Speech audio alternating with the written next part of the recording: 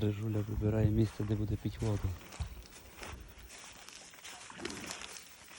Нагоміла качку і стає пити воду.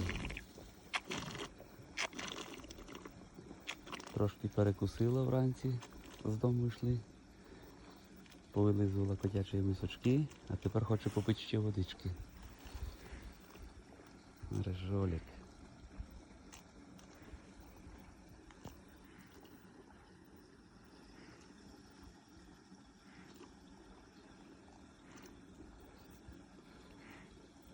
П'є.